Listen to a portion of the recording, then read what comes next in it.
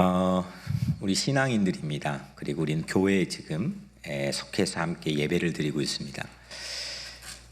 교회는 어떤 곳일까요?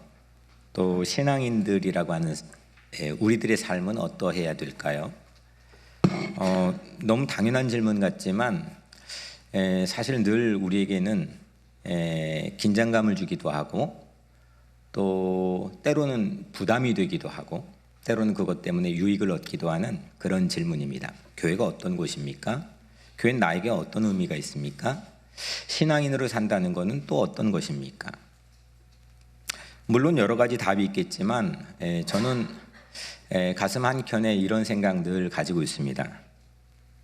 사람들이 선뜻 건드리지 못하는 숱한 상황 속으로 예수님의 복된 소식을 가지고 들어갈 수 있는 공동체가 교회여야 된다. 선뜻 건드리지 못한 숱한 세상의 문제와 이슈들, 그런 상황들이 우리 주변 도처에 많이 있습니다. 물론 내 문제도 있지만 우리 주변에 많이 있습니다.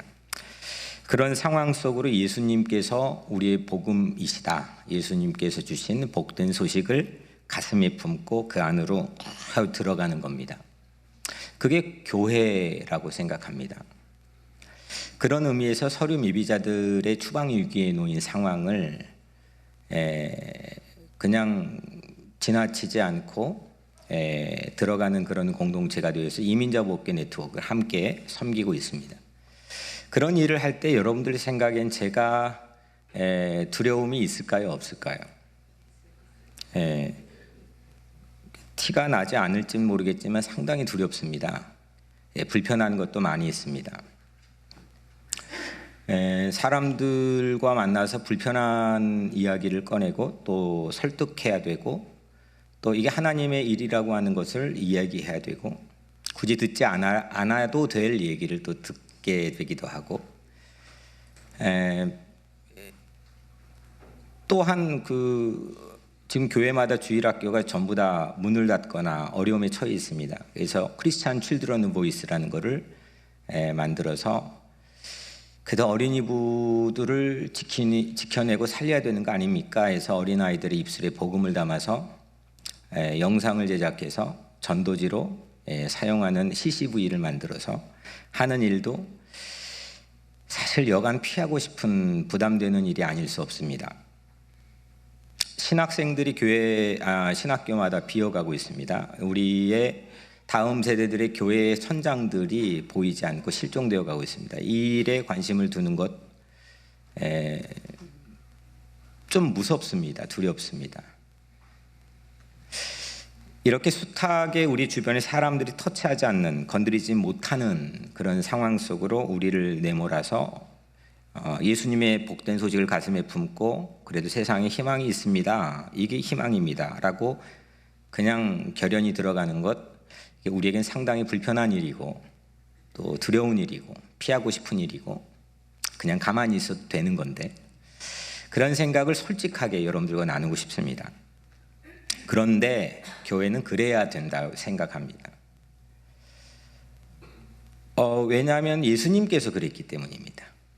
우리는 예수님을 따라 사는, 예수님을 하나의 우리 삶의 가장 중요한 모델로 바라보고 또 닮고 싶어하고 흠모하고 또 그 뜻을 우리의 가슴에 품고 살아가는 그런 사람들입니다. 그래서 예수님이 그랬으면 우리도 그러는 겁니다. 이유가 없습니다. 예수님을 따라 사는 신앙인들 그리고 교회는 어디든지 복된 소식을 가슴에 품고 들어가야 됩니다. 물론 선교지나 아니면은 우리가 흔히 모든 교회들이 하고 있는 그 일도 우리는 해야 되고 하고 있습니다.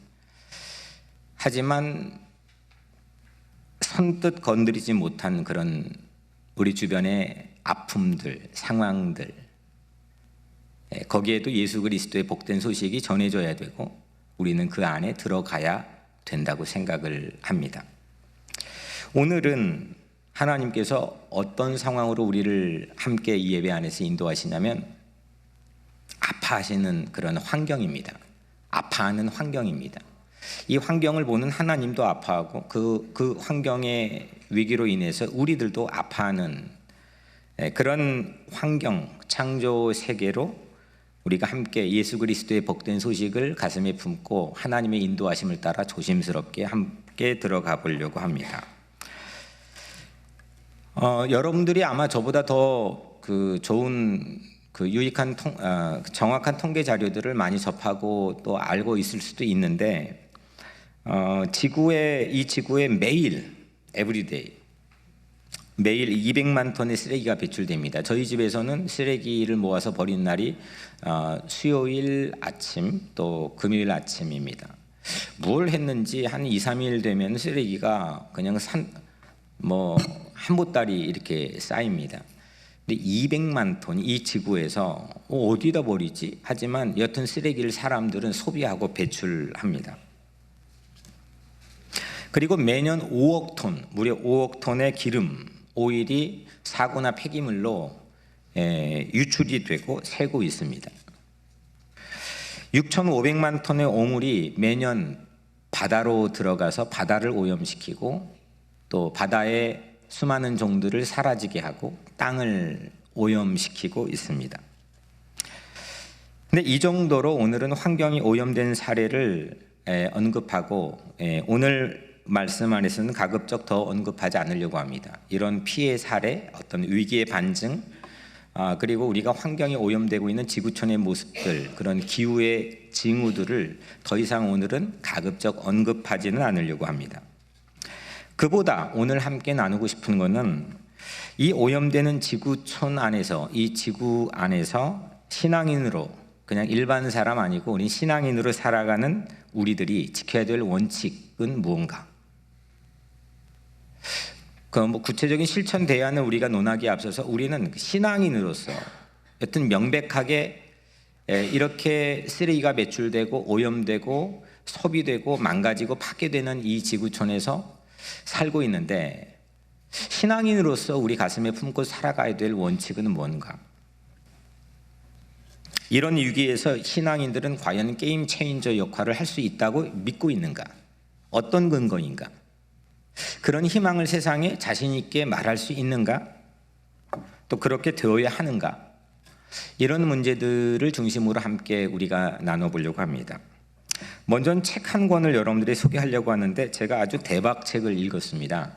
이 책을 잘 몰랐는데 지난 주말에, 그러니까 예배 끝나고 주일 설교 준비를 하면서 어떻게 만나게 하고, 또 그래서 그때 오더해서 목요일 저녁에 제가 배달을 받았기 때문에 금요일부터 아주 정신없이 읽은 책입니다.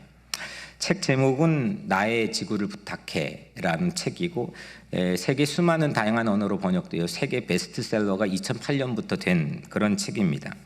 이 책의 저자는 데이브 부클리스라고 하는 영국 목사님입니다. 이 목사님은 캠브리지 대학에서 공부했고, 복음주의 계열, 그러니까 진보적인 계열이 아니고, 빌리그레암 목사님, 또 유진 피터슨, 이 목사님들이 1980년도에 만든 로잔 회의, 로잔 운동, 로잔 성명, 이 단체에서 40년 동안, 무려 40년 동안 줄기차게 창조 세계의 돌봄을 위해서 산 입지전적인 인물입니다. 거의 대표적인 인물입니다. 이 책이 제게 큰 영감을 주었던 까닭은 이 안에 무수한 성경 구절이 담겨 있습니다. 성경을 통해서 또 우리 좀 전에 질문했던 하나님께서 주신 이 창조 세계에 오염되고 있는 상황에서 우리는 어떤 원리와 원칙을 가지고 사는 게 신앙인이고 교회인가? 이거에 대해 상당히 깊은 영감을 준 책입니다. 저자가 먼저 이런 질문으로 우리에게 도전합니다. 묻습니다. 우리는 왜 환경 문제에 관심을 가져야 됩니까?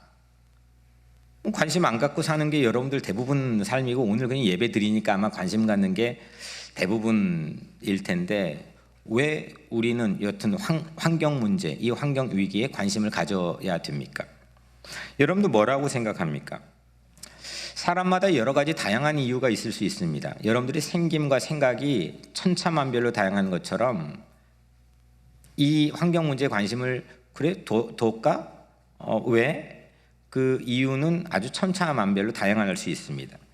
우선은 어떤 사람은 선천적으로 태어나자마자 이게 동물을 좋아합니다. 아마 강아지도 좋아하고 야생동물도 특이한 동물 좋아합니다. 사랑합니다. 우리 4명 아들이 있는데 나머지 아들들은 전혀 관심이 없는데 꼭 유독 둘째 아들은 어릴 때부터 그랬습니다. 그냥 뭐 좋아합니다. 그냥 미칩니다. 그 해담이가 그런 경우인데 어릴 때부터 좋아해서 나는 환경을 위해서 살 거예요. 그런 공부할 거예요. 뭐 이렇게 말하더니 지금 환경공학을 공부하고 있습니다. 뭐 이런 케이스입니다. 그냥 자기가 사랑해서 거기에 관심을 두는 경우죠. 또 한편 뭐 이런 사람도 있습니다. 그냥 땅에 가져다 놓으면 잘 어울립니다. 우리 교회의 김종관 형제님은 여기 화단을 만들어 놨는데 매주마다 오면은 토요일도 오면은 물을 줍니다. 그냥 즐거워하는 모습이 보입니다. 그리고 잘 어울립니다. 만지면 막 생물이 살아납니다. 정원이나 전원의 풍경을 즐기는 스타일이라 환경 위기에 관심을 가질 수가 있습니다. 또한 최근의 환경 위기가 사회적 이슈의 주요한 테마입니다. 이제는 뭐 거스를 수가 없습니다. 제가 2006년도에 우리 교단의 총회를 알래스카에서 했는데 영국에서 오자마자 또 공교롭게 참여를 했는데 그때 봤던 이 빙하 그 사진과 동일한 사진을 제가 봤는데 아예 없어져 버렸습니다. 그냥 민둥산이 되어 버렸습니다.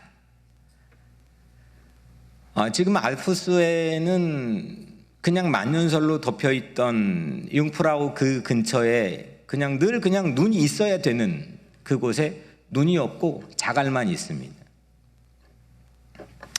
이렇게 사회적 이슈라고 하는 것은 누구나 공감하고 누구나 알고 있는 사실이기 때문에 어떤 사람은 이렇습니다. 나는 주요한 이슈를 절대 놓치지 않아. 뉴스페이퍼에서 나오는 사회적 이슈에 대해 난 그냥 지나치지 않아. 이런 그냥 스타일이 있습니다. 이런 타입이 있습니다.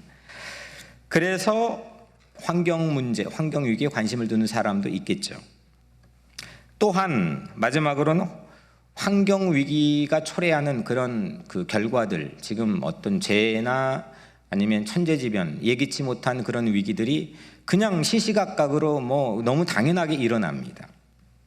그거에 대한 두려움, 공포, 어떤 사람은 이게 잠이 잘 못 이루는, 이걸 어떻게 우리 다음 세대, 우리 자녀들에게 넘겨주지? 그런 게 그냥 아파하는 마음이 그냥 태생적으로 있는 사람이 있습니다. 그런 이유 때문에 환경 문제 우리 문제야 라고 관심을 기울이는 사람도 있을 수 있습니다. 근데 이런 이유는 교회 안 다녀도 예수님 안 믿어도 누구나 다 가질 수 있는 그런 각각의 생김에 따라 가지는 그런 관심의 이유입니다. 그런데 신앙인에게 환경 문제는 저는 이건 하나님이 정의의 문제이기 때문에 우리는 관심을 기울여야 된다고 저는 확신합니다. 하나님이 정의의 문제입니다. 정의라고 하는 것은 성경에서 가장 중요하게 이야기하는 화두입니다. 바울이 그 이후에 하나님의 의라고 하는 새로운 어떤 신조어로 justification, 어떻게 하나님이 옳게 보느냐, 우리를 어떻게 하나님이 옳지 않은데 그걸 옳게 보는 방법이 무엇이냐라고 하는 걸 세상에 내놓았습니다. 바울 서신에 쭉 기록이 되어 있죠. 창세기부터 마지막 요한계시록까지 하나님의 공의, 정의, 의의 문제는 상당히 중요한 화두입니다. 우리 입장에서 물론 이렇게 각기 다양한 이유로 관심이 갈 수 있습니다. 환경 문제뿐만 아니라 여러분들이 그 기호가 있습니다. 그 사람에게 그걸 다 공통적으로 똑같이 요구할 수는 없겠지만 세상에서는 그 자기 입장에 따라 자기 어떤 태어날 때부터 가지게 되는 스타일, 타입에 따라 어떤 관심을 가지고 살아갑니다. 환경 문제도 그렇습니다.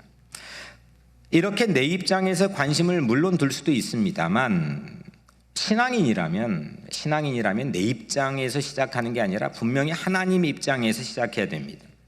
하나님 마음, 하나님 뜻, 하나님의 생각, 하나님의 말씀, 하나님의 입장에서 이 환경 문제에 대해서 접근해야 됩니다.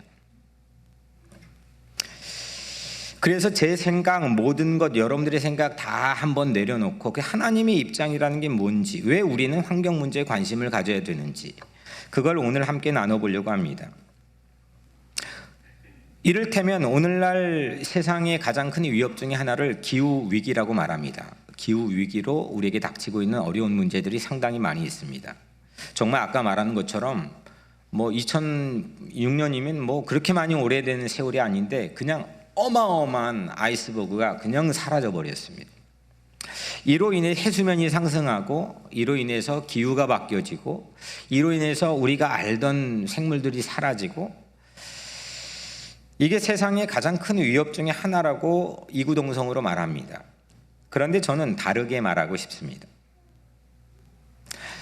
만년설이 높고, 이렇게 만년설이 높고 바다의 수온이 올라가는 문제들을 위협으로 보는 과학계 입장을 그렇다고 제가 의심하는 게 아닙니다. 아니야, 그거 괜찮아 라고 그 과학계가 우리에게 내놓은 통계나 이런 입장을 제가 의심하자는 게 아닙니다. 또 이런 문제들이 끔찍한 결과를 우리에게 초래하고 가져올 거라는 거를 그냥 아예 뒷짐지고 모른 척하자, 그런 것도 절대 아닙니다. 분명한 것은 그건 지금 일어나고 있습니다.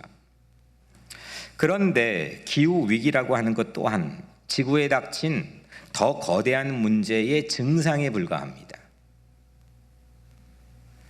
이건 기후위기가 하나의 전부의 본질적 전부의 문제가 아니고, 그거는 이 지구촌에 일어나고 있는 무언가 깊은, 뿌리 깊은 어떤 병의 하나의 심틈, 증상에 불과합니다. 여러분들 이렇게 한번 가정해 봅시다. 과학자가 어느 날 기후위기를 막는 획기적 대책을 발명했습니다 라는 대서특필이 났다고 칩시다. 또한 온실가스 이걸 뭐 조정할 수 있는 방법이 없습니다. G7 국가가 늘 모인다고 하는데 방법과 대안은 아는데 합의를 못합니다.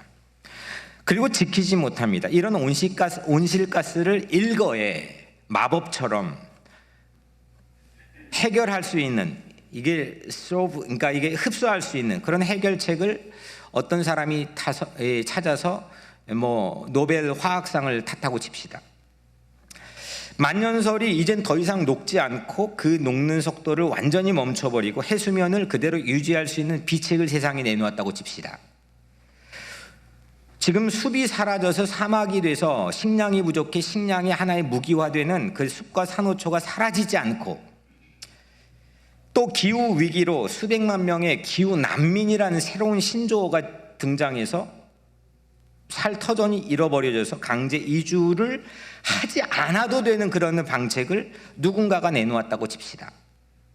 그러면 더 이상 우리는 환경 문제를 걱정하지 않고 완벽한 세상을 누릴 수 있을까요? 그럴 수 있을까요?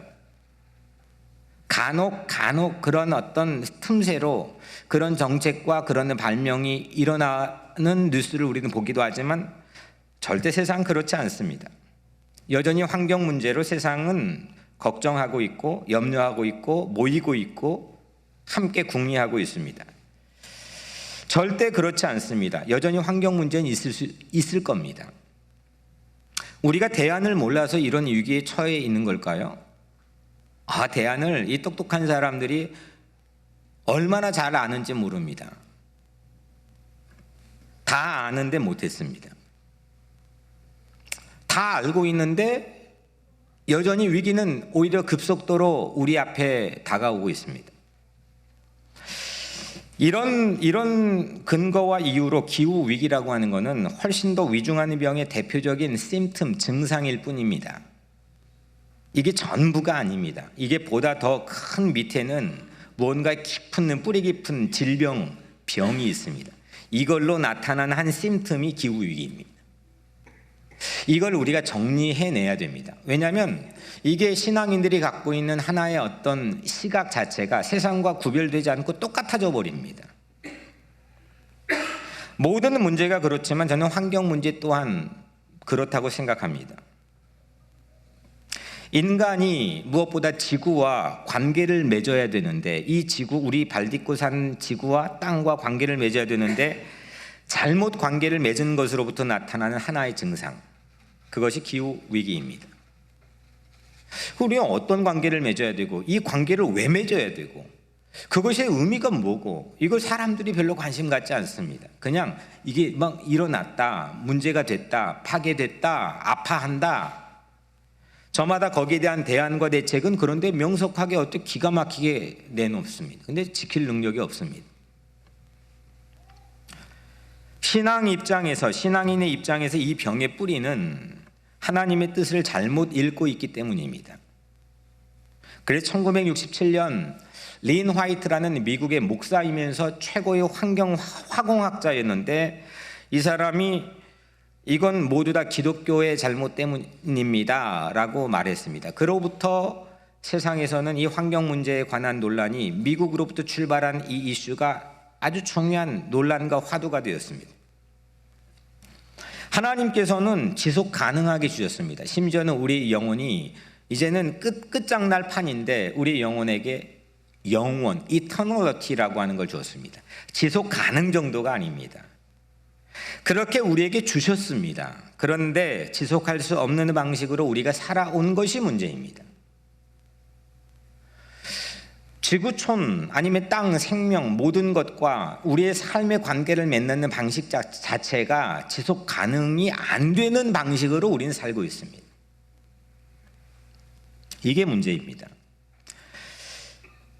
크리스찬들의 환경 문제와 관련해서 오늘 이 저자는 크게 4가지의 부류를 소개합니다. 이렇게 1, 2, 3, 4 이 4가지의 그룹이 나뉘어질 수 있다는 것을 제시합니다. 먼저 첫 번째, 멀찌감치파입니다. 멀찌감치파.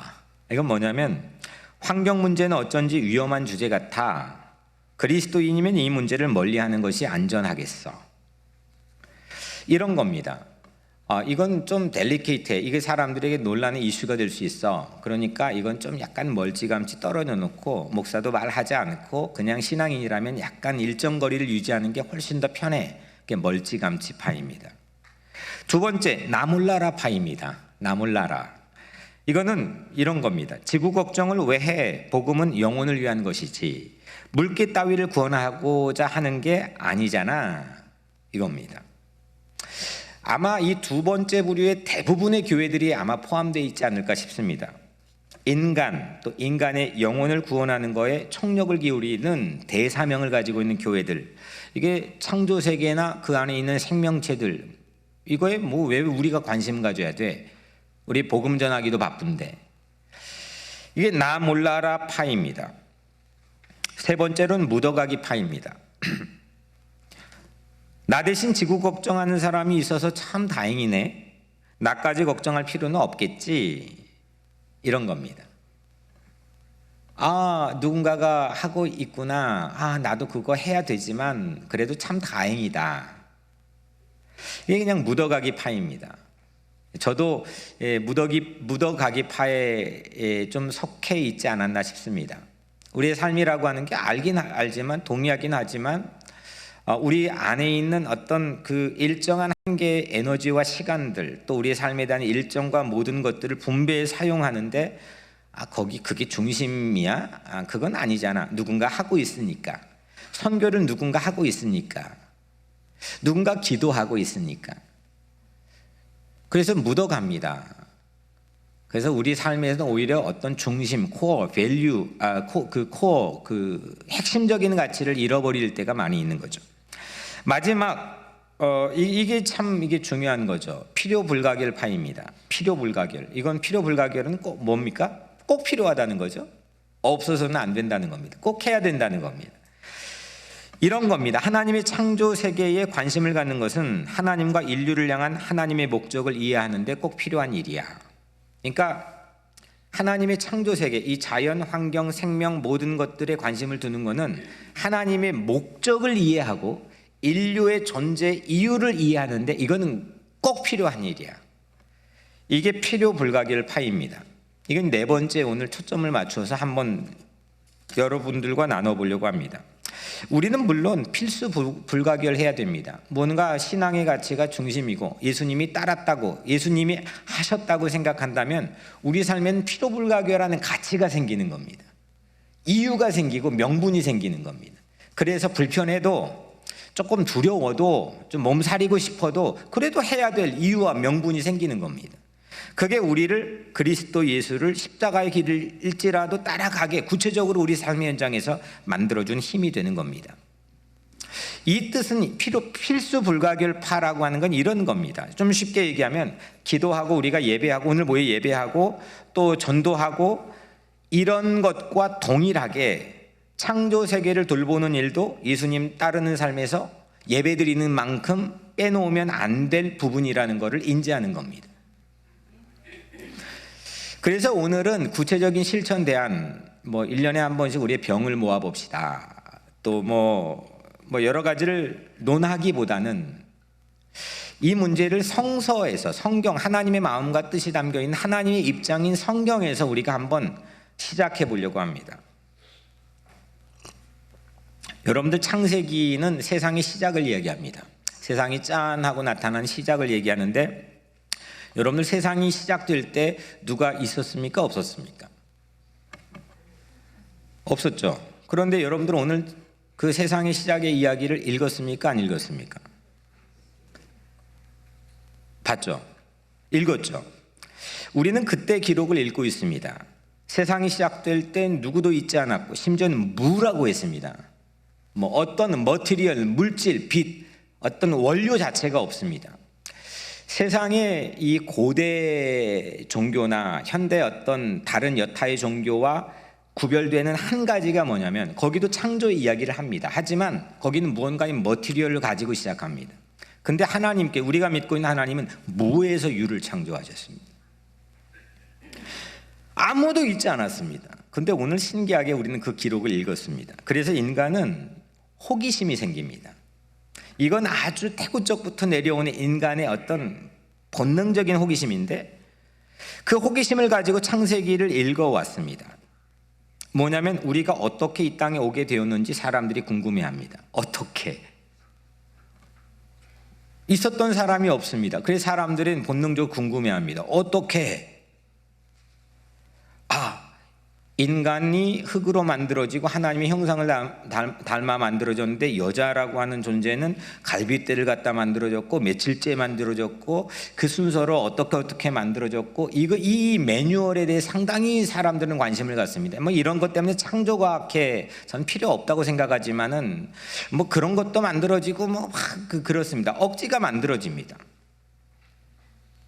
근데 이건 인간 입장에서의 호기심이라고 생각합니다. 창세기를 실제 잊게 하고, 그 이야기를 잊게 하고, 창세기를 쓰도록 영감을 주신 하나님 입장은 뭐냐면, 우리가 어떻게 how 이 땅에 오게 되었는지, 인간이 어떻게 조립되어 만들어진 그 과정과 매뉴얼보다는 무엇가 하나님 입장이냐면, 우리가 왜 이 땅에 존재하게 되었는지가 창세기의 관심입니다. 왜? 우리는 왜 존재한 거야? 왜 우리는 여기에 있는 거야? 이거에 대한 분명한 답을 하나님 입장에 주시는 게 이게 하나님의 관심입니다. 우리의 호기심이 아니라 하나님의 입장에서 그 창세기, 성경을 읽어야 됩니다. 하나님이 이 세계를 어떻게 창조하셨는지,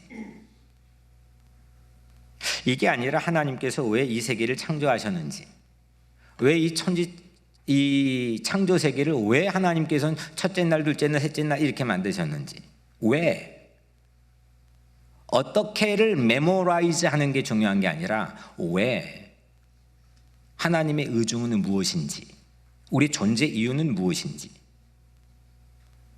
그거를 하나님 입장에서 알려주시기 위해서 창세기, 또 성서가 쓰여진 겁니다. 하나님은 왜입니다. 우리 입장에서 궁금이 어떻게이지만 하나님은 왜입니다. 왜라는 존재 이유에 대한 답이 오늘 28절인데, 하나님이 그들에게 복을 주시며 하나님이 그들에게 이르시되 생육하고 번성하여 땅에 충만하라. 땅을 정복하라. 바다의 물고기와 하늘의 새와 땅에 움직이는 모든 생물을 다스리라 하시니라. 복을 주셨는데요, 남자와 여자를 만드시고 복을 주셨는데, 하나님께 생육하고 생육해라, 번성해라, 결혼에 생육하고 번성해라, 또 땅에 가득해라, 또 땅을 정복하라, 또 바다와 땅에 사는 모든 생물을 다스려라. 이걸 주셨다는 겁니다. 이게 우리 사람, 인간이 살게 되는 이유입니다. 존재 이유입니다.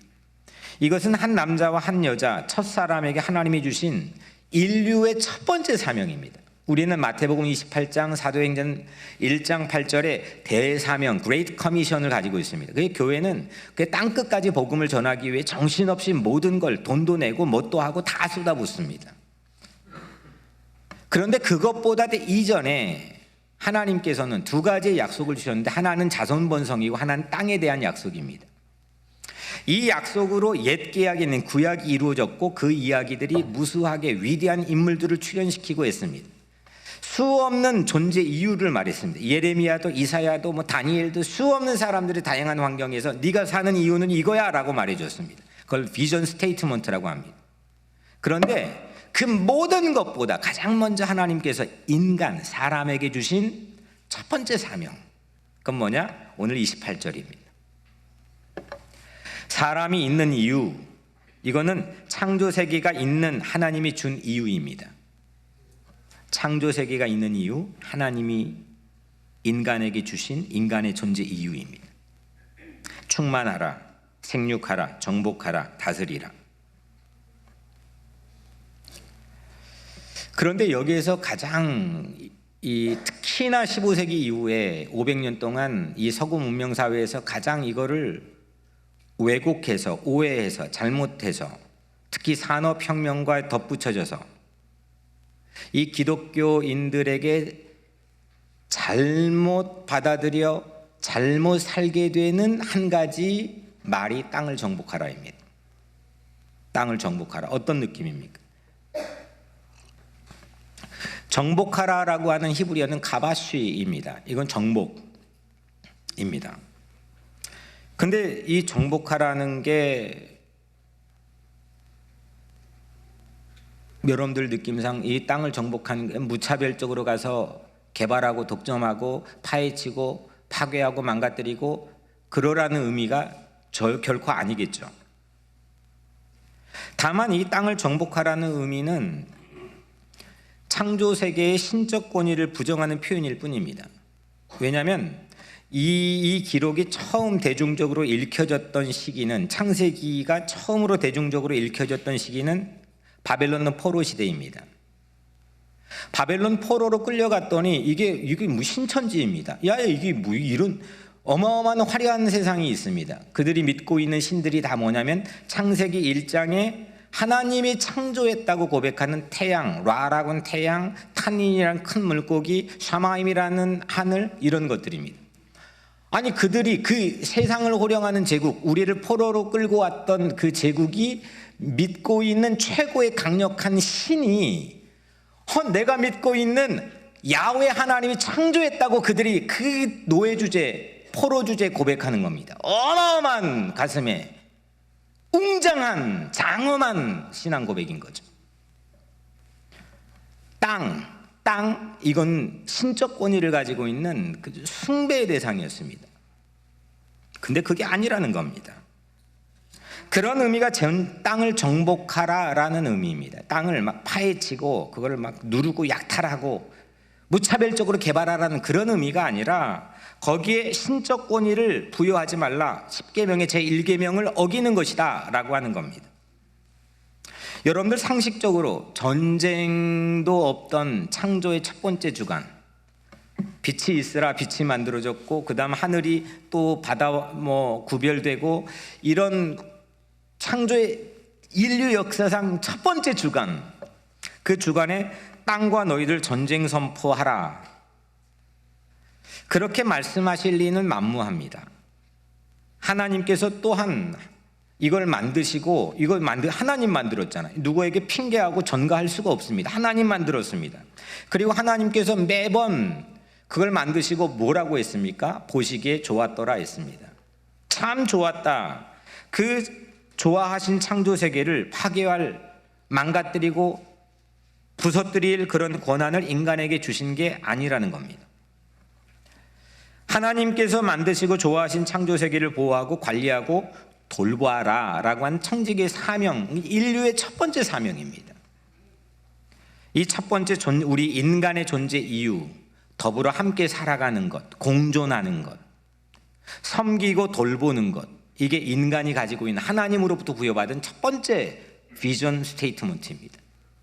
이게 안 되니까, 깨트려지니까, 더 이상 대안이 없으니까 예수 그리스도를 이 땅에 보내셔서 대속의 십자가를 지게 하시고 그 복된 소식을 땅 끝까지 전하라 했습니다. 본래 우리에게 주어진 첫 번째 사명, 오리지널 비전 스테이트먼트는 바로 오늘 창세기 1장 28절입니다. 그런데 이걸 와전하고 왜곡했습니다. 만약 여러분들이 음식을 만들었다 칩시다.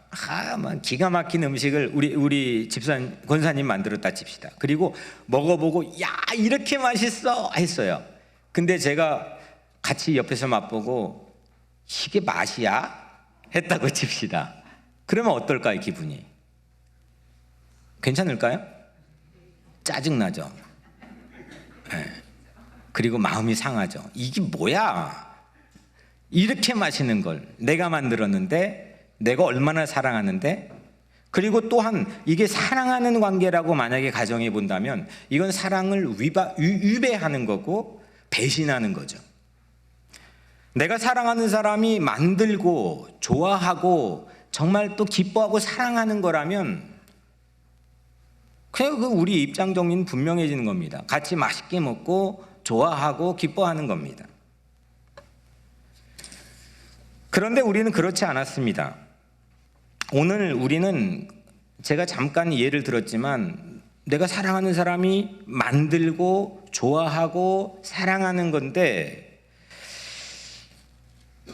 내가 그렇지 못할 때, 또 그 입장을 바꿔 거꾸로 될 때 우리는 그것 때문에 속상하고 아파합니다. 모든 릴레이션십의 문제가 거기에서 발생합니다. 같이 그게 기뻐지지가 않습니다. 내 마음대로가 됩니다. 그게 파괴할 때도 있고 거기에 마치 침뱉는 심정으로 그냥 바라볼 때도 있고. 근데 여러분들 이걸 하나님과 우리 관계, 오늘 첫 번째 사명에 넣어서 한번 생각해 봅시다. 하나님께서 우선 만들었습니다. 그 하나님이 때마다 다 여섯째 날까지 보시기에 좋았더라 정말 좋아했습니다. 그런 창조 세계를 우리가 파괴하고 망가뜨리면 하나님 입장에서는 어떻겠습니까? 괜찮을까요? 하나님은 아파하죠. 하나님이 만들고 좋아했다면 그것만으로 우리 입장 정리는 끝나는 겁니다. 그 하나님을 믿는 사람이라면 그게 우리의 가장 큰 이유가 되는 겁니다. 우리도 분명히 창조 세계를 사랑해야 됩니다. 함께 공존의 책임을 져야 됩니다.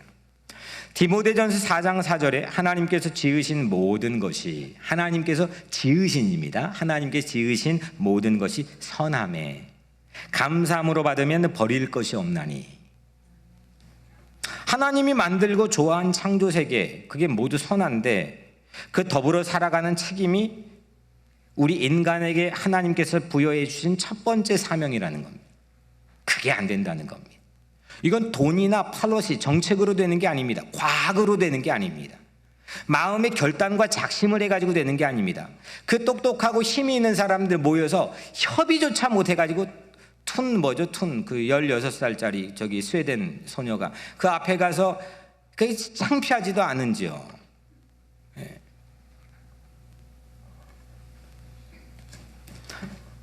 창조 세계 돌봄, 크리에이션 케어라고 하는 이 키워드를 이 저자가 사용하는데, 창조 세계 돌봄, 이게 바로 하나님께서 인간에게 주신 최초 사명이라는 겁니다. 창조 세계 돌봄, 크리에이션 케어. 왜냐하면 하나님이 좋아했기 때문에, 그게 하나님의 정의, 하나님의 올바름, 하나님께 기뻐하시는 일이기 때문에. 그런데 신앙을 하나님과 인간의 관계에 국한시키는 편협한 시각을 우리는 가져왔습니다. 이렇게 첫 번째 사명을 도외시하고 우리는 그냥 이게 하나님과 인간의 관계만 국한을 시켰다고 해도 괜찮은 겁니다. 사실은 봐줄만 한 겁니다. 근데 문제는 나하고 하나님의 관계만, 내 교회하고 하나님의 관계만, 내 자식과 하나님의 관계만, 이게 전부 다 from me. 하나님이 진짜 그랬을까요? 하나님은 더불어 coexist, 공존하게 했습니다. 더불어 살게 했습니다. 그게 행복입니다. 그 사랑하며 서로 돌보고 책임지고 서로 도닥여주고 격려해주고 이러면서 사는 게 결국 네가 행복해지는 거야. 이게 하나님께서 우리에게 주신 사명이라는 겁니다. 이거가 안 되는 겁니다. 그래서 나도 친구가 없고 나도 누군가가 내 친구라고 말할 기제가 점점점 좁아드는 겁니다. 그런데 이게 하나님과 인간의 관계만이 아니라 창조 세계까지 하나님께서 사명을 확정시켜 주셨다고 하는 생각을 가지고 우리는 성서를 읽어야 된다는 겁니다. 성서에는요, 우리 생각보다 여러분들이 그냥 무심코 지나쳐서 그렇지 무지문이 많이 있습니다. 대표적으로 욥은요, 세 친구가 와가지고 고난받는 이유에 대해서 끊임없이 말했지만 그 얼토당토 않는 얘기였습니다. 결국 욥기 38장에서 하나님이 함께 걸었습니다. 욥, 고난받는 욥을 함께 걷고 막판에 욥에게 다 보여줘서 타조 알을 보라, 뭐 새를 봐라, 바다의 생물을 봐라, 악어를 봐라, 뭐 이것저것 다 보여주고, 야 이거 어떻게 됐는지 아냐, 은하계를 봐라, 별을 봐라, 하늘을 봐라. 결국 창조 세계를 통해서 말했습니다. 언제 성경 구절 레퍼런스를 따다가 야야야 여기 이거 봐 라고 설득하지 않았습니다. 오늘 저처럼 이렇게 설교한 게 아닙니다. 야 이거 봐봐, 이거 자체로 내가 가지고 있는 너에게 준 사명이 있는 거고, 내가 존재하는 삶의 하나님에 대한 이유를 밝히는 거 아니야? 라고 하는 겁니다. 그때 욥의 반응은 입을 닫았습니다. 시편을 한번 잘 읽어보십시오. 한 편도 빠짐없이 창조세계 없이 하나님을 찬양하고 높이는 그런 노래가 없습니다. 모든 게 근원적으로. 제가 24살, 25살, 26살 때 스펄전 목사님에게 미쳐 있었습니다. 거의 매일 하루도 빠지지 않고. 이 스펄전 목사님이 46권 누구도 보지 않는 장식품이었던 그 어떻게 하다가 그거를 보고 매일 그거를 읽고 정리하고, 제 말로 정리하고 막 눈물로 그냥 정리하고 그랬습니다. 그걸 제 아내가 지켜봤습니다. 미쳤습니다. 그것 때문에 영국에 돈도 없는데 가려고 유학을 결심했습니다. 영국의 스펄전 목사님 100년 전 사람이지만 냄새라도 맡고 싶었거든요. 거기에 가봤습니다. 스펄전 목사님이 설교 준비하던 방에 보니까 그냥 앞에 이게 전부가 자연입니다. 스펄전 목사님만큼 제가 볼 때는 예수님처럼 자연의 비유를 들어가지고 복음을 설교한 사람이 없습니다. 보는 만큼 말하고 보는 만큼 생각하게 되어 있습니다. 우리는 뭘 봅니까? 창조세계를 도외시하고 보지 않고 그냥 나만, 그게 행복이 아니라고 하나님 말씀했는데도, 그게 나의 사명이 아닌데도 불구하고 그냥 나만 하다가 시간 그냥 지나가는 겁니다. 뭔가 근사한 일을 하고 뭔가 소유하고 뭔가 취득하고 성취하는 것 같지만 그냥 시간에 의미 없는, 하나님께서는 거기에 점수표에 그렇게 많은 점수를 주지 않는 그런 일을 하다가 인생을 허비합니다. 그리고 결국 영혼 구원만, 창조 세계를 도외시한 영혼 구원만 그렇게 성서를 잘못 읽기 때문입니다. 여러분도 태양이 지구를 돕니까? 지구가 태양을 돕니까? 헷갈리십니까? 세상은 얼마 몇백 년 전까지 태양이 지구를 돈다고 했습니다. 모두가 그렇게 생각했습니다. 지구는 평평했고 거기에 태양이 그 주변을 돈다고 생각했습니다. 그렇게 믿었습니다. 이유는 그때 당시 전 세계적으로 지배하고 있는 성경이 지구 중심으로 읽었기 때문입니다. 지구가 중심이라고 하는 생각으로 성경을 읽었기 때문에 누가 말해도 그거는 들을 수도 없고 들을 필요도 없는 겁니다. 그런데 코페르니쿠스는 지구가 태양을 돈다고 했습니다. 이단아로 취급받고 목숨의 위협을 받았는데 그렇게 말했습니다. 그게 꼭 중요한 게 아니라 이젠 지구가 인간을 중심으로 돈다고 생각합니다. 사람들은 뭔가 코페르니쿠스적인 대전환이 우리의 사고에서 필요합니다.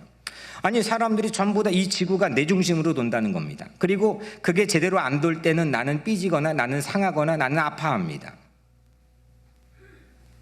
이 지구의 모든 생명, 모든 시스템과 모든 메커니즘은 나를 중심으로, 인간 중심으로 돈다는 겁니다. 그런데 하나님께서는 창조세계와 인간이 서로 공존하는 사명을 주셨습니다. 내 중심이 아닙니다.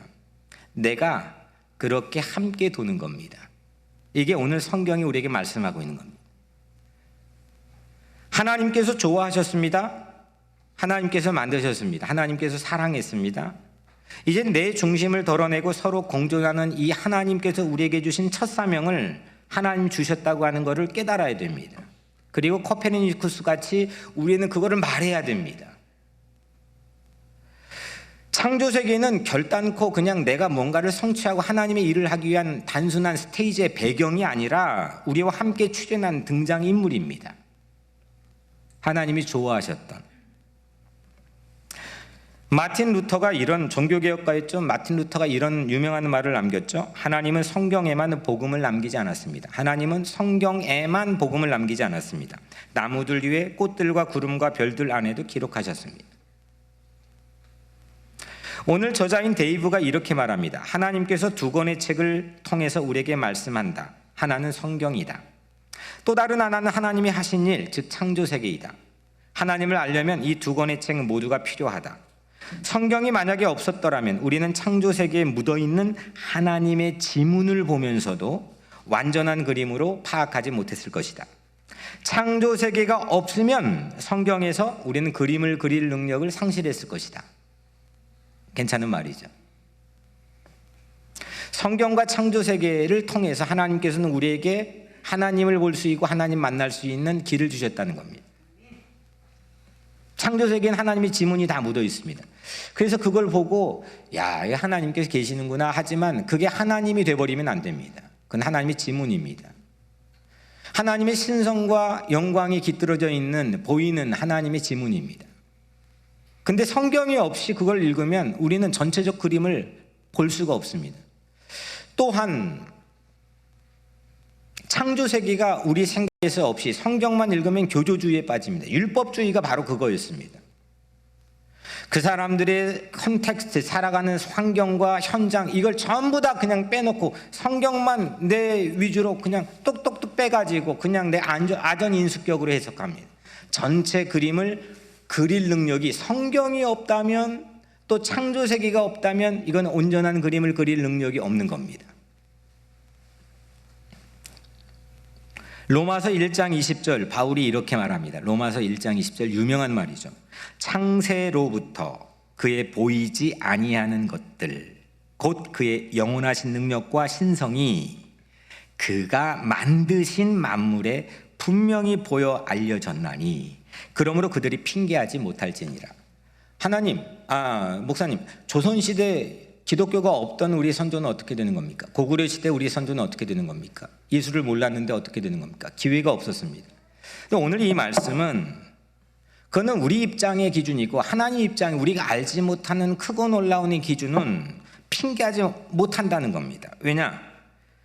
보이지 아니하는 하나님의 영, 하나님의 신성, 하나님의 능력, 하나님의 영광이 보이는 하나님 만드신 만물에 분명히 보여서 알려졌다는 겁니다. 우리 입장으로 성서를 읽지 말자는 겁니다. 내가 어릴 때부터 배워왔던 내게 익숙한 그런 입장으로 우리가 성경을 읽으면 하나님의 뜻을 잘 읽을 때도 있겠지만 아전인수로 왜곡할 확률도 매우 많다는 겁니다. 왜냐하면 나는 악합니다. 하나님의 능력과 성품은 창조세계, 이 우리가 살아가는 창조세계에 그냥 다 드러나 있습니다. 오늘 이 저자는요, 조류 전문가입니다. 자격증을 딴 아주 조류의 전문가인데, 이 한 가지 경험을 들려줍니다. 정원솔새라고 하는 조그만한 새입니다. 10g? 여러분들 10g이 어느 정도인지 감이 옵니까? 이것도 10g은 넘을 겁니다. 10g 정도 되는 정원솔새를 잡아서 다리에다가 보호를 위해서, 이 번식을 위해서 딱지를 붙여 놓습니다. 제 둘째 아들이 이제 잠깐 지난 여름에 와가지고 NYC 파크에서 공원 관리 발런티어로 일을 했습니다. 그러면서 거북이에다가 뭐 딱지를 붙이고 이 거북이의 어떤 종족 번성과 보호를 위해서 막 한다는 겁니다. 막 흥분해가지고 와서 얘기합니다. 비슷한 일입니다. 여름에 영국 런던에서 이 정원솔새 10g도 안 되는 작은 새를 잡아가지고 다리에다 딱지를 붙여 놓습니다. 그런데 그 딱지 붙은 새가 그해 겨울에 이 데이브가 아프리카 저쪽 사하라 사막에 갔는데 그 딱지 붙은 새가 있는 겁니다. 발견한 겁니다. 별로 저만 놀라는 것 같습니다. 여러분들이 만약에 그 새를 봤다면 어떨 거예요? 광분하지 않을까요? 아니, 영국 런던에서 유럽 대륙을 지나야 되고 저쪽 밑에 프랑스 남부까지 거쳐 지중해를 넘어서 아프리카 초입을 지나가지고 쭉 내려와서 사하라 사막까지, 거기에서 6개월 만에 만난다는 겁니다. 똑같은 새가, 내 말을 지금 다르게 들었구나. 같은 종족이 아니고 거기다가 기입해 놓는 번호가 있는 똑같은 새가. 아니, 그거가 신기하다는 게 아니라 이제 와구나. 아니, 그거를 여러분들이 봤다면 여러분들의 첫 번째 반응이 뭘까요? 잠 못 자지 않을까요? 경이롭지 않을까요? 전체 이 땅의 모든 새 종류는 180만 종입니다. 그 중에 모든 생물, 인간이 발견한 생물은 180만 종인데 모든 새, 타조까지 다 합쳐가지고 모든 새는 1만 종밖에 안 된다는 겁니다. 그런데 아직도 미발견된 그런 생물의 모든 종까지 합치면 1000만 종이라는 겁니다. 그러니까 우리가 지금 발견한 거는 세 발의 피밖에 되지 않는다는 게 과학계의 정설입니다. 그런데 새를 그렇게 발견했다는 겁니다. 저자가 그걸 발견한 순간의 느낌을 가지고 이렇게 책에다 담아놨는데 제가 그대로 한번 읽어드리겠습니다. 작디 작은 새들이 내가 만나봤던 가장 유창한 화술을 지닌 전도자들이었다. 말 한마디 없이 하나님의 영광을 나에게 선포해 주었으니 말이다. 이게 그냥 로마서 1장 20절이 그냥이 아니라 그 1만 종밖에 아니, 거기에서 딱 10g밖에 안 되는 작디 작은 하나의 새인데 이것뿐이겠습니까? 지금 단풍 든 나무, 이 푸른 가을 하늘, 이 세상 하나님 펼쳐놓은 이 어마어마한, 이건 스테이지가 아닙니다. 그거는 이류가 아니고 마이너리그가 아니고 우리가 동반 같이 공존해야 될 이 창조세계, 여기에 하나님의 보이지 않는 영, 보이지 않는 능력, 보이지 않는 신성이 다 드러난다는 겁니다. 이거 보고 예수 안 믿으면, 하나님 안 믿으면 그게 무슨 배짱으로 안 믿는 건지. 시편 19편 1절 2절 3절 좀만 그러면 더 해봅시다. 아니, 무슨 배짱으로요? 아니, 그러면 어떤 논리로, 그러니까 변증법에서 하나님을 믿는 말에 대한 변증을 하는 것보다 하나님 믿지 않는 변증이 훨씬 더 이건 아리송하는 겁니다. 어떻게 하나님을 믿지 않는, 신에 대한 설명을 어떻게 신이 없다는 것을 부정하는 것을 증명할 수 있냐는 겁니다. 자본론을 썼던 칼 막스도 그걸 못한다고 했습니다. 프로이드도 그랬습니다. 시편 19편 1절 2절 3절엔 멋있는 말씀입니다. 하늘이 하나님의 영광을 선포하고 궁창이 그의 손으로 하신 일을 나타내는도다. 이건 공원, 아까 정원솔새 그 한 마리보다도 훨씬 더 신기한 걸 우리는 늘 마주하고 살아가는 겁니다. 아무리 힘들고 어려운 일이 세상에 우리를 걸고 넘어져도 이거 보고 하나님 계시는구나, 다시 한번 힘을 내야지, 오늘 성가대가 찬양하지 가슴이 빵빵빵 그냥 웅장해지고 장엄해지는 그런 순간들이 우리에게 늘 기회로 주어지는 겁니다.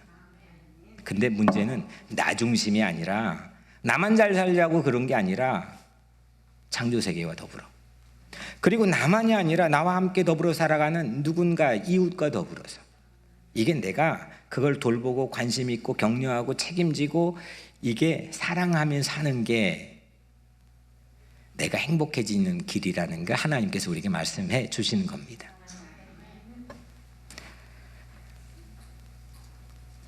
그래서 우리는 하나님의 신성이 이렇게 깃들어 있는 창조 세계를 돌봐야 됩니다.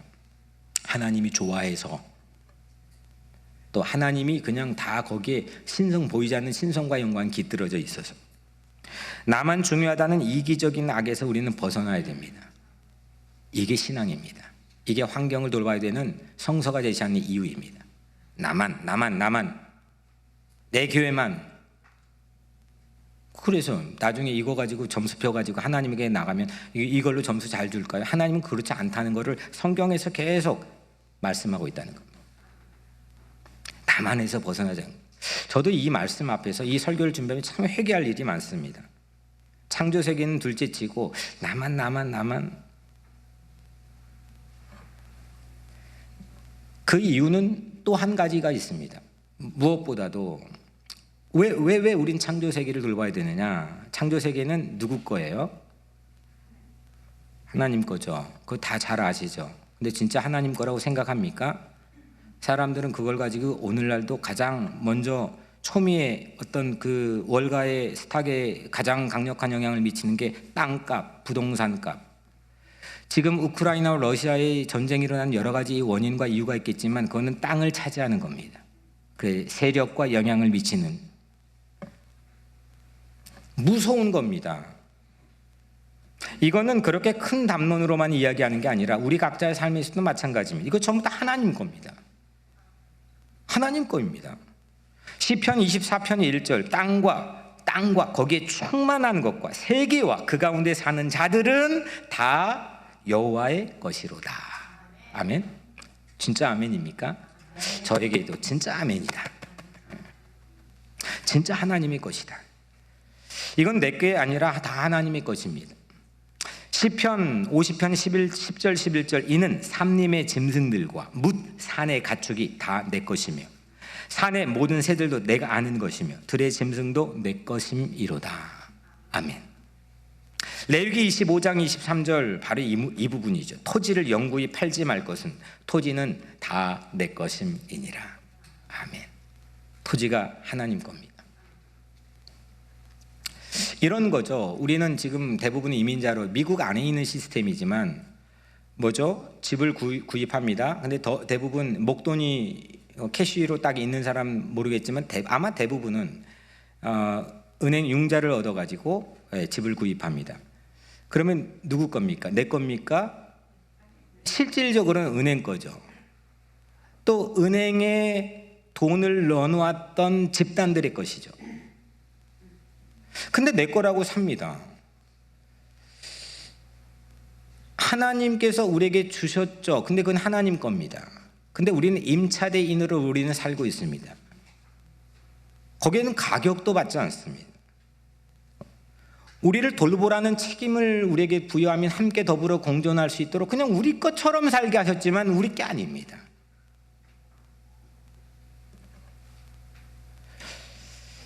여러분들 종 하나가 지구에 사라질 때마다 땅에 새겨져 있는 하나님의 지문을 하나씩 지워가는 셈입니다. 우리가 모르는 사이에 바다에 있는 종들이 사라지고 무어가 사라지고 희귀종들이 사라지고 이때마다 우리는 모르고 있지만 하나님 만드신 하나님이 세상에 만드신 하나님 손가락이 묻어있는 하나님의 지문이 하나씩 사라져가고 있는 겁니다. 거기에 대한 책임과 책임을 져야 될 장본이 우리입니다. 아무런 책임지지 않습니다. 나 몰라라 합니다. 묻어가게 합니다. 우리 사명은 뭐냐? 창조세계를 돌보는 청지기입니다. 나는 무언가를 이 창조세계를 내 자녀뿐만 아니라 남의 자녀도 이 땅에 있는 모든 이웃들, 연약한 자 가난한 자 모든 것들 하나님께서 함께 공존할 수 있도록 주시는 모든 선물들 돌봐야 될 청지기들입니다. 내게 아닙니다. 맡겨주신 겁니다. 내게면 사실은 핸들링할 능력도 없잖아요. 저는 없어요. 이거 어떻게 내가 핸들링합니까? 망하기 일보 직전이 숱하게 올 텐데 잠 못 잘 거려? 이거 어떻게 갚나? 이거 이렇게 돌릴까? 이 돈을 이렇게 돌릴까? 잠 못 잘 거려? 괜히 그냥 있는 척하면서 의시되고 살아가지만 그렇게 맡을 능력도 없고 내 거라고 행세할 능력도 없는데 우리는 내 거인 것처럼 그렇게 살아가면서 망해버립니다. 그러지 말자는 겁니다. 사랑하고 배려하고 격려하고 또닥여주고 책임지고 돌보고 이런 공존의 삶을 살아야 된다는 겁니다. 이게 우리의 사고의 전환이 필요하다는 겁니다. 좀 전에 말씀드렸던 빌리 그레함 목사, 유진 피터슨이 세운 이 복음주의 계열의 로잔 회의, 제가 왜 이거를 강조하냐면 이건 어떤 리버럴한 진보적인 단체에서 그런 기관에서 그런 신앙인들이 말한 게 아니라 가장 이게 복음적이고 그런 단체인 로잔 회의, 1980년도에 만들어진 이 로잔의 신앙고백서에 이렇게 말합니다. 예수는 주님이라는 복음 선포는 예수가 주님이라는 복음 선포는 창조 세계 전체를 향한다. 그렇기에 창조 세계를 돌보는 일은 그리스도의 주 되심을 나타내는 복음 실천의 문제이다. 그 창조 세계를 돌보는 일이 곧 내가 복음을 선포하는 일이라는 게 이 복음주의 계열인 로잔웨이의 서약 신앙 고백문에 나와 있는 주요 문장이라는 겁니다. 여러분들, 우리는 그런데 이렇게 그래, 오늘 목사님 설교 듣고 그래, 환경을 보호하고 에너지를 낭비하지 않고 우리의 정신 차려 잘 살아고 함께 공존하는 시스템으로 내 삶을 변환시켜야 되겠다라고 생각하지만, 그런데도 불구하고 우리는 때때로 분명히 낙심할 겁니다.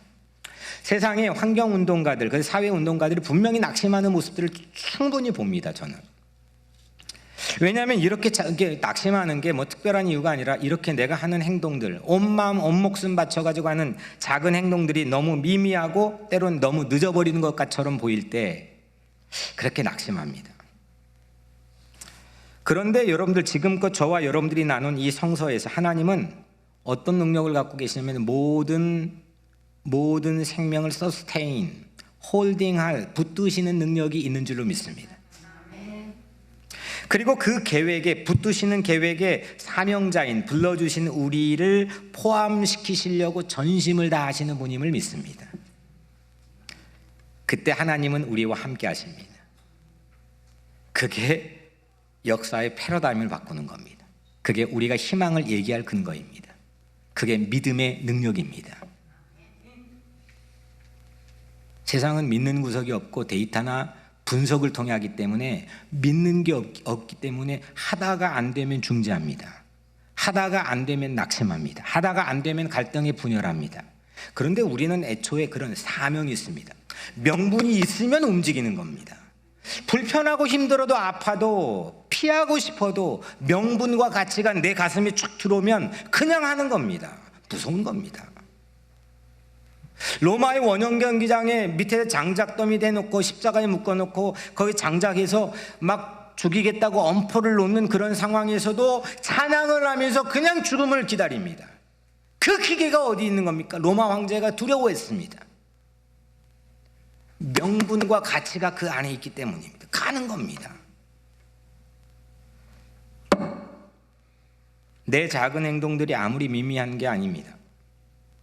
내 삶의 작은 일상의 몸짓과 전환들이 절대로 작은 게 아닙니다. 하나님이 이 세상을 움직이고 홀딩하고 서스테인하는, 붙드시는 이 놀라운 계획에 우리를 포함시키기 위해서 하나님은 모든 것을 전심을 쏟아붓습니다. 그리고 그 계획에 동참할 때 우리는 하나님께서 이끄시는 대로 그 능력을 가지고 우리는 가게 됩니다. 결국 그게 승리한다고 믿습니다. 하나님께서는 시시해 보이는 우리의 노력을 들어서, 별것도 아닌 하자는 우리의 노력을 들어서 지구의 지속과 회복이라는 하나님의 목적에 넣을 수 있는 분임을 저는 확실하게 믿습니다. 그게 제가 부족하지만 가보려고 하는, 그리고 나의 사랑하는 성도인 신앙인들에게 제시하게 되는 명분이고 이유입니다. 그게 옳고 그름에 있지 않습니다. 하나님 때문입니다. 그 믿음이 우리의 행동의 이유가 되어야 됩니다. 왜 환경에 관심을 갖습니까? 좋아해서? 안 좋아해지면요. 관심이 식어지고 더 사랑하는 게 생기면요. 해담에게 한번 얘기해 줘야 할 것 같아요. 즐긴다고요? 그것 때문에 한다고? 여러분들이 즐기는 게 바뀌어지면요. 사회적 주요 이슈라고요? 그 사회적 이슈는 늘 요동칩니다. 그게 바뀌어지면요. 두렵고 공포스러워서요, 그게 망각돼서 그냥 민감해집니다. 민감함을 잃어버린다면요. 우리는 하나님의 정의 때문에, 기후 난민이라는 게 무서운 속도로 늘어가고 있습니다. 수백만 명, 얼마 전에 수십만 명이었습니다. 아프리카, 알프스의 알프스의 융프라우, 제가 가본 융프라우 가로 밑에 동네에 호수 담소가 있는데 6개, 7개가 있습니다. 이게 어마어마한, 그냥 눈이 녹아서 수 없는 세월 동안 쌓인 어마어마한 담소가, 근데 그게 터지기 일보 직전입니다. 녹아가지고. 그게 터지면 수만 명의, 거기 못 사는 겁니다. 이재민이 발생합니다. 그런 일들이 전 세계 사막 때문에 무엇 때문에 수없이 발생합니다.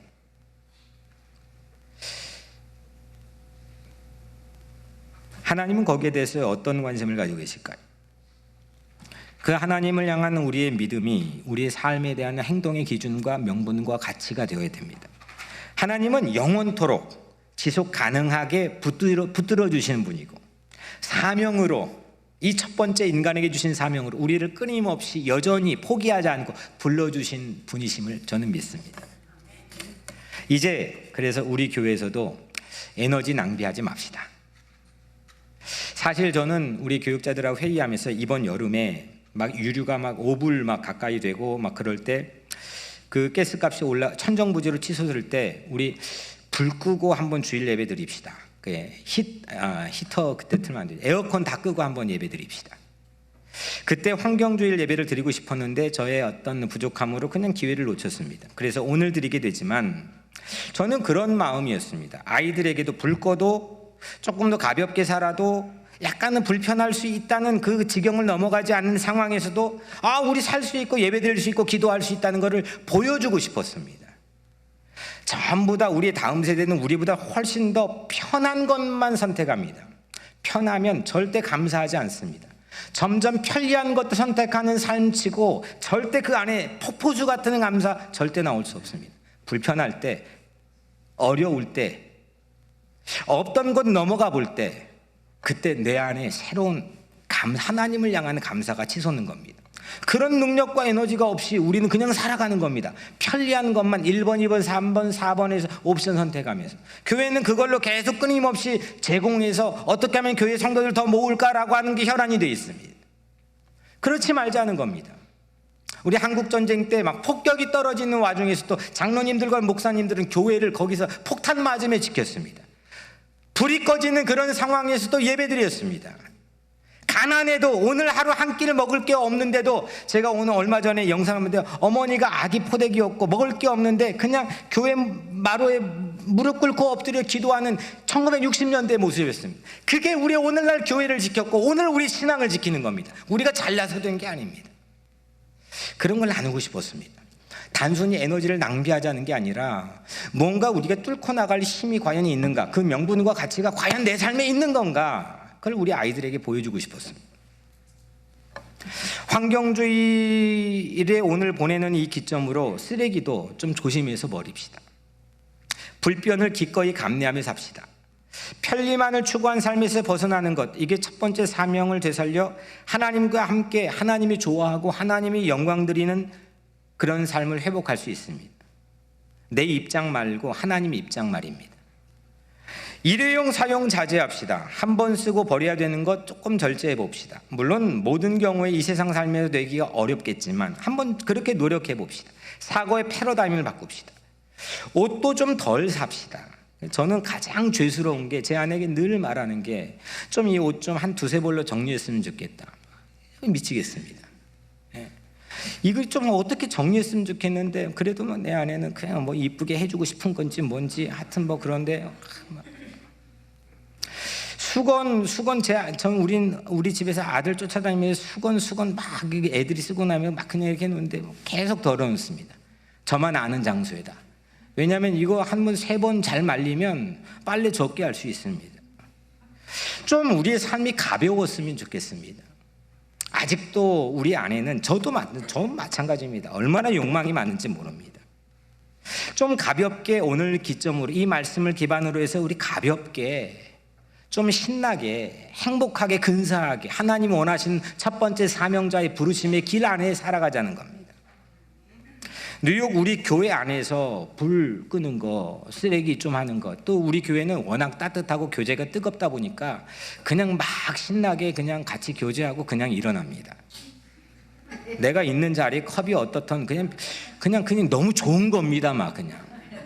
근데 내가 있는 자리는 내가 정리하고, 그리고 컵도 좀 자제하고, 그리고 불도 있던 자리 좀 끄고, 에어컨도 온도도 좀 체크하고, 그렇게 우리가 할 때 그거 안에서 하나님께서 하나님의 새로운 창조 세계를 회복하는 일로 우리를 인도해 주신다고 저는 믿습니다. 교회뿐만이 아니라 여러분들의 가정에서도, 직장에서도, 세상에서도 목사님 오늘 설교 들으니까 너무 도전이 됐는데요. 저 이미 그렇게 하고 있는데요. 하고 있는 걸 제가 물어본 게 아닙니다. 그게 물어본 게 아니라 그걸 확인하자는 게 아니라 설교는 여러분들에게 불편함을 줘야 설교입니다. 그거 없는데 그거 확인하려고 여러분들의 마음을 그렇게 만져주려고 설교하는 겁니까? 내가 하나님 뜻대로 살지 못했구나. 내가 부족한 게 있구나. 이렇게 회개하고 새로운 삶을 살아야겠구나. 그런 어떤 새로운 삶의 자리에 서게 하기 위해 하나님 오늘 우리가 같이 저나 여러분들의 말씀 보게 하는 겁니다. 실천합시다. 바꿔봅시다. 사랑하는 여러분,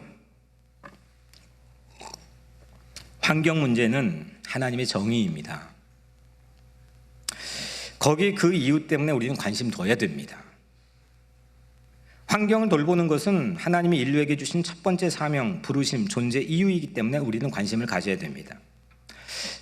모두 다 하나님의 것이기 때문에, 우리는 하나님이 좋아하시기 때문에, 하나님이 기뻐하고 사랑이 있기 때문에 우리는 관심을 둬야 됩니다.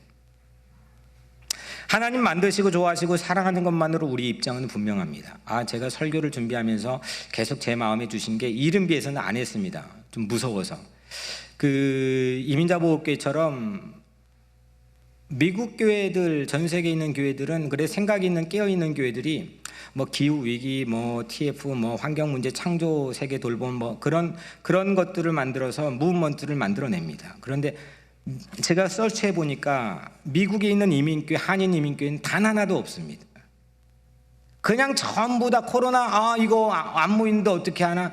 그게 메인 타겟이 하나님의 뜻이 진짜 무엇인지, 나의 불편이 메꾸어지고 바뀌어지는 것만 관심이 있지 하나님이 아파하신 하나님의 입장은 전혀 고려하지 않습니다. 하나님 만드시고 하나님 좋아하시는 것 우리도 좋아했으면 좋겠습니다. 그게 파괴돼 하나님이 피 터지게 아파하실 때 나도 아파했으면 좋겠습니다. 하나님 무언가 모종의 계획을 가지고 계실 때 나도 그 길에 함께 그 십자가의 길을 따라갔으면 좋겠습니다. 이것이 세상과 구별된 신앙인이 환경 문제에 중심을 둬야 될 명분과 이유입니다. 이것은 창조 세계를 돌보고 그 자체가 곧 복음을 선포하는 일이고, 그 복된 소식 가슴에 품고 어떤 아파하는 현장, 파괴된 현장이라도 들어갈 수 있는 그런 신앙의 멋진 교인들이 그래도 뉴욕 우리 교회 성도들이면 좋겠습니다. 그 환경을 돌보는 우리 안에, 공존하는 우리 안에 하나님께서 능력과 신성으로 나타나 함께 하실 거고 역사해 주실 줄로 믿습니다. 기도하겠습니다.